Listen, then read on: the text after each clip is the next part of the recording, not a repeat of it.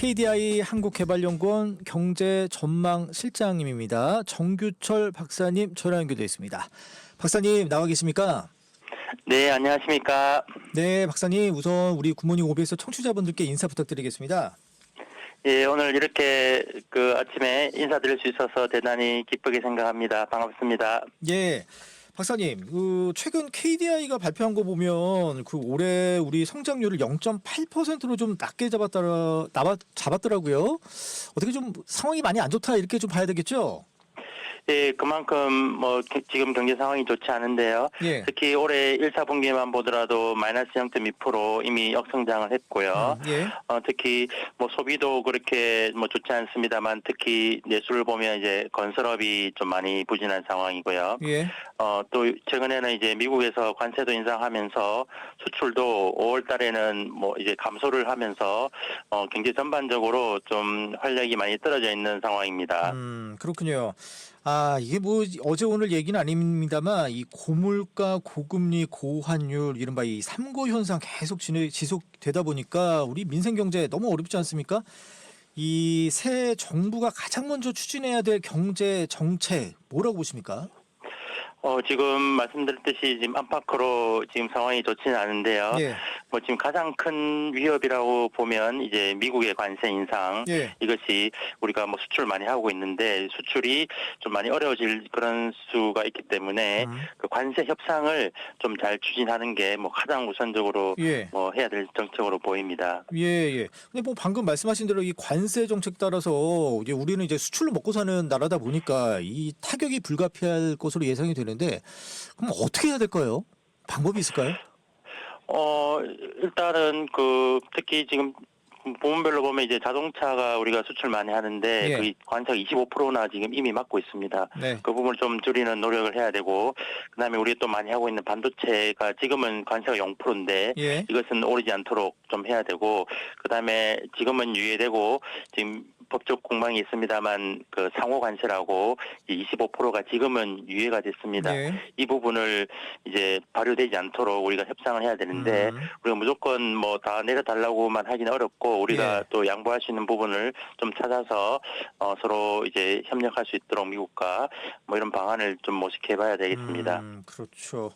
그래요. 이제 우리 사회 문제들 여러 가지 문제들 중에서 이 저출생 문제 빼놓지 않을 수 없을 텐데 지난 1분기 출산율 보니까 0.82명으로 돼 있어요. 살짝 그 전 분기에 비해서는 올랐다고 하지만 이게 한 명도 안 낳는다는 얘기잖아요. 0.82니까 네. 이 결국에는 우리 경제가 발전할 수 없는 이 구조적인 상황에 들어갔다고 봐야 될 텐데 이 어떻게 해결책 좀 있을까요? 중장기적으로? 예, 일단은 말씀하셨듯이 이제 특히 우리 생산을 많이 하는 15에서 64세 인구가 지금 이미 많이 줄기 시작했습니다. 예. 그러면 결국 성장률로 줄 수밖에 없는데 결국 머지않아서 이게 한국의 노동력 부족 이 문제가 좀 심각해질 것 같습니다. 예. 그리고 고령화라고 하면 특히 고령층이 많아진다는 얘기인데요. 이 고령 인력을 어떻게 해서 활용할 수 있을지를 고민해봐야 됩니다. 이분들이 더 건강하고 그래서 더 오래 일할 수 있는데요.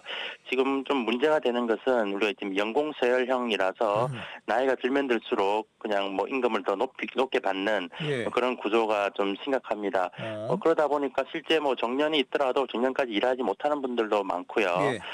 그래서 일찍 은퇴하고 자영업하고 이런 사람 많습니다. 그래서 어떻게 이런 임금 체계를 좀 바꿔서 좀 더 고령층이 오래 일할 수 있는 그런 게 하나가 중요하고 예. 또 두 번째로는 지금 한국은 30대 여성들 출산 유아기 여성들이 다른 나라에 비해서 좀 경제활동을 좀 덜 하고 있습니다. 그만큼 일 과정 양립이 좀 어렵다는 것인데요. 네. 이런 부분에 좀 더 정책이 들어가면 좋겠다는 것이고 또 마지막으로 이것만으로도 좀 그렇게 노동력 부족이 여전히 심각할 것이기 때문에 예. 우리가 좀 외국인 노동자를 또 이렇게 같이 수용하는 그런 방안도 좀 과감하게 한번 추진해 볼 만하다고 생각합니다. 이 외국인 노동자를 투입하는 거 이거는 어떻게 좀 사회적인 어떤 컨센서스 이런 것도 좀 많이 필요하겠네요. 예, 맞습니다. 지금 가장 큰 문제가 이제 좀 문화적으로 우리가 얼마나 이렇게 수용할 자세가 되어 예. 있는지 그 부분이 좀 있는데요. 그 부분에 대해서도 우리 조금 더 좀 열린 자세를 가질 수 있도록 좀 정책적으로도 좀 시도할 필요가 있습니다. 예.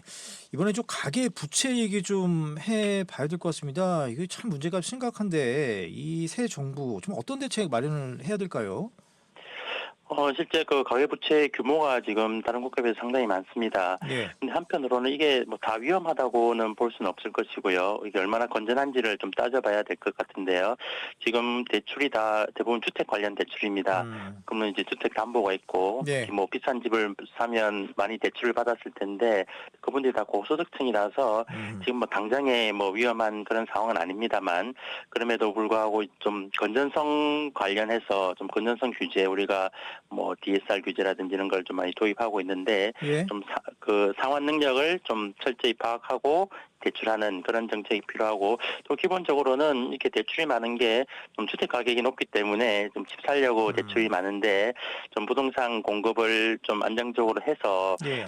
그 집값이 그렇게 오르지 않게 만드는 게 조금 더 아. 근원적인 대책이 될 것 같습니다. 예. 이 가계 부채 문제는 그야말로 이제 부동산 문제와 이제 같이 밀접돼 있으니까 그 문제를 같이 병행하면서 풀어야 되겠네요. 네, 맞습니다. 예. 예. 이 수출 활성화 그리고 경제 발전을 위해서 아무래도 이 대세를 할 수 있는 기후 변화 대응 요게 좀 잘 해야 될 것 같은데 어떻게 보십니까? 예, 지금 이미 기후 위기라는 게 뭐 많이 피부에 와닿고 있습니다. 뭐 네. 여름에 아주 덥고 그런데 이 기후 위기 극복하는 게 사실 한국가만의 힘으로는 되지 않고요. 좀 국제 협력이 사실 필요합니다. 물론 지금은 이제 미국에서 좀 기후 위기를 좀 등한시하고 있습니다만 또 나중에 또 상황이 바뀔 수 있습니다. 네. 그게 기후 위기를 대비하는 게 한꺼번에 되지는 않습니다. 좀 차례차례 준비를 해나가야 되는데 지금 좀 그 상황에서 좀 대비를 안 하고 있다가 나중에 한꺼번에 대비하려면 이것이 상당히 좀 어려워지게 됩니다. 그래서 지금 뭐 생산할 때 그 과정 기업들의 과정이라든지 또 우리가 또 뭐 소비자들도 이 소비할 때 좀 더 저에너지 그런 체계를 좀 더 갖춰 나가고 또 우리 그린 에너지에 대한 투자를 좀 꾸준히 해 나가야지 이제 앞으로 다가올 위기에 좀 대처할 수 있는 그런 거라고 생각합니다. 예. 박사님, 이 4차 산업혁명 시대 하면 이제 빼놓을 수 없는 게 AI 관련된 산업 아니겠습니까? 아무래도 우리 새 정부가 이 AI와 관련된 이 먹거리 산업 육성 요게 좀 필요해 보여요. 네, 맞습니다. 뭐 정부가 지금 뭐 AI 관련된 그런 뭐 지원을 많이 하고 있습니다. 예. 근데 또 어떻게 또 한편으로 보면 이 정부가 좀 특별한 산업에 대해서 이렇게 막 지원하는 것보다 좀 시장에서 좀 자연스럽게 좀 산업 개편이 이루어지는 게 사실은 더 좋긴 합니다. 정부가 어떤 산업에 뭐 직접 투자를 하거나 뭐 세금을 깎아주거나 이런 방향이 사실 많이 논의되고 있는데 사실 재정이 또 많이 들어갑니다. 뭐 그거보다는 조금 더 제도를 개선하는 그런 방향이 좋습니다. 사실은 예. 혁신 기업이 좀 시장에 좀 잘 진입할 수 있도록 좀 그런 진입 장벽을 낮추고 좀 규제도 좀 완화하면 또 이런 산업에서 또 자연스럽게 또 시장이 형성되고 기업들도 많이 진출할 수 있는 그런 상황이 되겠습니다. 그렇군요. 박사님, 저 끝으로 우리 새롭게 탄생한 이 새 정부의 성공적인 경제 정책 추진을 위해서 좋은 한 말씀 부탁드리겠습니다. 예, 지금 뭐 새로 정부가 들어왔기 때문에 그 기대가 많이 높긴 합니다. 근데 뭐 예전에도 이 정부가 새로 들어올 때마다 그러니까 경제 활력을 좀 살리고 경제 구조 개혁할 것이라는 이런 것이 많았습니다만 사실 그렇게 뭐 또 성공적이었다고 말하기는 어렵습니다.